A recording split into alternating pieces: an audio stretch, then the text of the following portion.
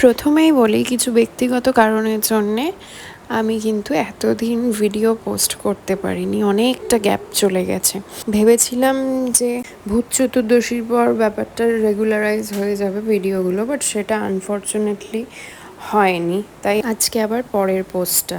Hello everyone, welcome to Shubho Mili blog. সবাই কেমন আছো? আশা করি ভালো আছো। আমাদের আজকের কন্টেন্টটা পুরো জানতে হলে পুরো ভিডিওটা দেখতে হবে। তাহলে শুরু করি, চলো।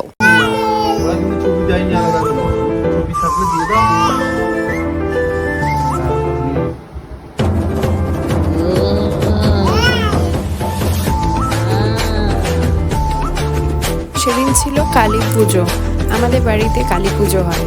আর দেখো মস্তান সাজুগুজু করেছে নতুন জামা পরে। তারপরে মস্তানের তো ড্রেস চেঞ্জ হতেই থাকে, তা আমি ভাবলাম একটুখানি বাজিও ফাটিয়ে নেওয়া যাক ওর সাথে। ওর তো প্রথমবার, তাই দেখলাম যাই পেয়েছে, একটু ভয়ও পেয়েছে বটে। যাই হোক, তাও খারাপ হয়নি ব্যাপারটা।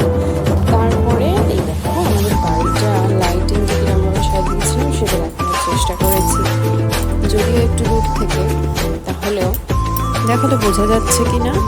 তারপরে আমি আর শুভ বেরিয়ে পড়েছিলাম সন্ধেবেলা আমাদের বাড়ির ঠাকুরের পুজোর সব সামগ্রী কিনতে, কারণ আমাদের বাড়ির পুজো তো রাত্রিবেলা হয়।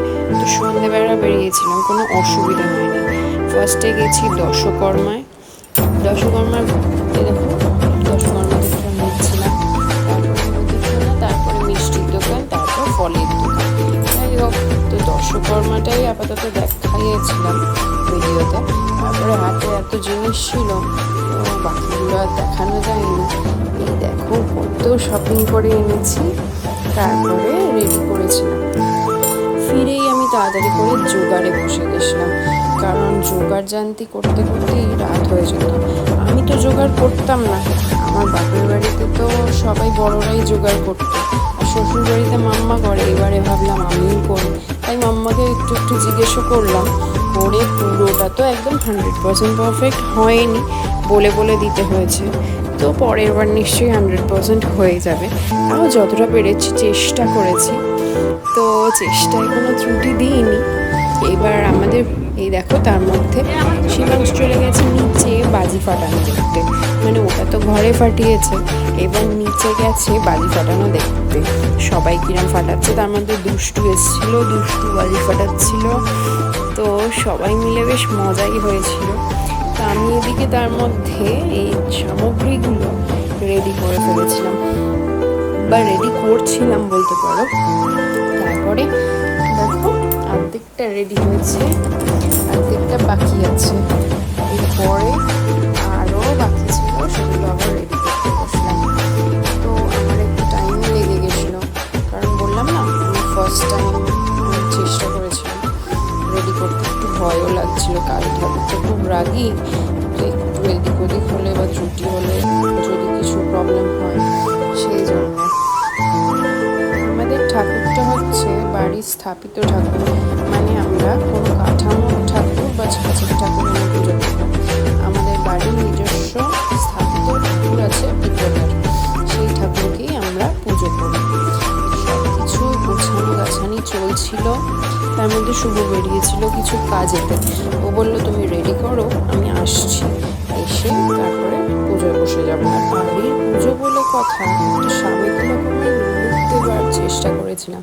অনেক দিন বাদে সাবেকি লুক, মানে শাড়িটা। তো আর এই শাড়িটা আমার খুব প্রিয় শাড়ি। তো জানাতে ভুলো না কেমন লাগছে আমাকে অবশ্যই, আর শিবাংশকে কেমন লাগছে। আর শুভ ড্রেস কোডটা তো ছিল একেবারে, মানে প্রথমে সিম্পল, তারপরে তো ওই পুজো। এটা গঙ্গা মাটি ছিল, সবাই জানো। আর আমাদের পাশে গঙ্গা বলে কোনো অসুবিধে হয় না, তাও মাঝে মাঝে দোকান থেকে কিনতে হয় টাইমিংয়ের জন্য, কিছু করার নেই। এই দেখো আমার কিন্তু সব রেডি হয়ে গেছে। কীরকম লাগছে, কীরকম সাজিয়েছি সেটা জানাতে ভুলো না কমেন্টে। শুভ আস্তে আস্তে তোমাদের সন্দেশের ঘুম পেয়ে গেছিলো, তাই ভাবলাম ওকে ঘুমটা পাড়িয়ে দিই, তারপরে পুজো টুজো হবে। এই দেখো কে ঘুমবে, ঘুমানোর আগে তাণ্ডব চলছে। যাই হোক, তারপরে ঘুমিয়ে পড়েছিল তাণ্ডব, দেখো তাণ্ডব করছে।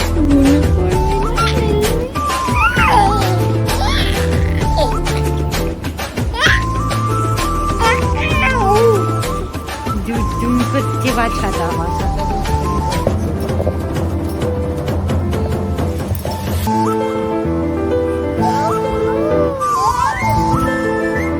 তারপরে আমরা চলে এসেছি আবার ঠাকুর ঘরে। ঠাকুর ঘরে দেখো পুজো চলছিল, পুজো হচ্ছিল, শুভ পুজো করছিল। বাড়ির পুজোতে একটা সুবিধে,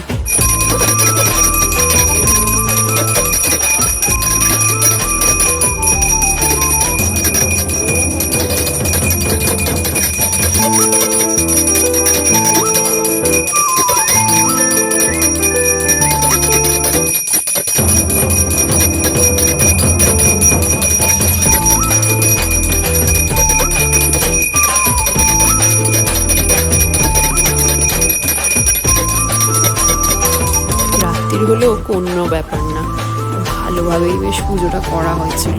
রাত্রির হয়েছে তো কি হয়েছে, নিষ্ঠা মনে থাকতে হবে, এটাই হচ্ছে ব্যাপার।